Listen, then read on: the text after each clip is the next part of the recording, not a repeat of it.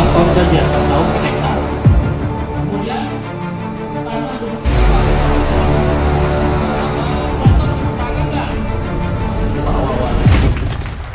dengan adanya eco farming ini, kita mampu menekan penggunaan pupuk anorganik itu bisa sampai 25-50% kalau di perkebunan. Kalau tanaman pangan di 25%, kemudian ketersediaan bahan organik di lahan itu optimal, insya Allah akan ada peningkatan hasil.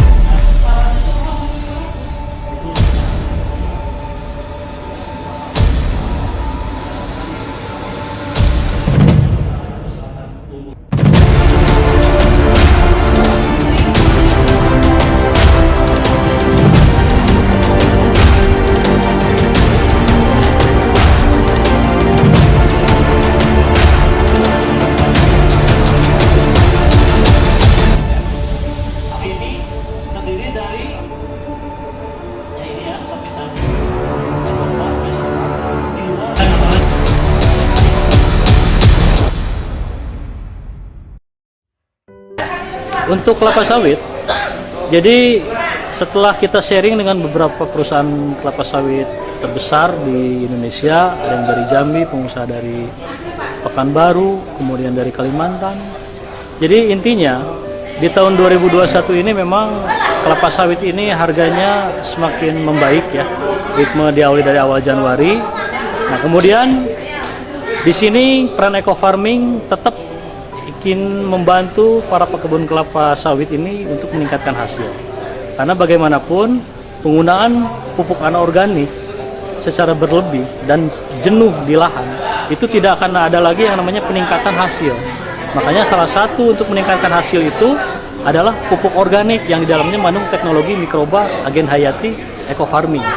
Nah, maka teknologi eco farming itulah yang akan bisa menyediakan nutrisi terbaik untuk tanaman. Makanya dengan eco farming ini kita cukup hanya menggunakan atau mampu menekan 25-50% saja untuk komoditas perkebunan kelapa sawit.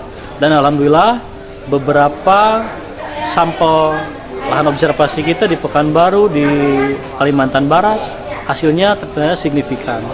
Jadi harapan baru untuk kebun kelapa sawit dengan adanya eco farming ini kita bisa menekan 50% penggunaan pupuk anorganik dan eco farming 16 tub di dalam 1 hektar per tahun itu ada kenaikan rataan bobot tandan bisa di atas 2,5 kg saja.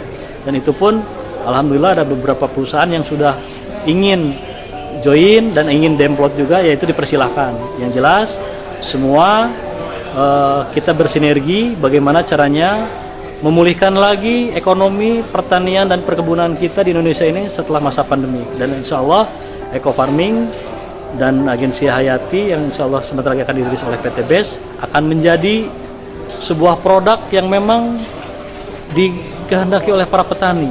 Dan di situ target kita adalah mengedukasi petani itu supaya lebih rasional lagi dan kita menciptakan produk ini memang yang baik dan menyehatkan untuk siapapun. Karena dengan cara kita memproduksi komoditas pertanian yang baik menyehatkan, misal disitulah insya Allah kita ada keberkahan. Jadi kita tidak lagi meracuni siapapun dengan pestisida yang diaplikasikan secara tidak bijaksana.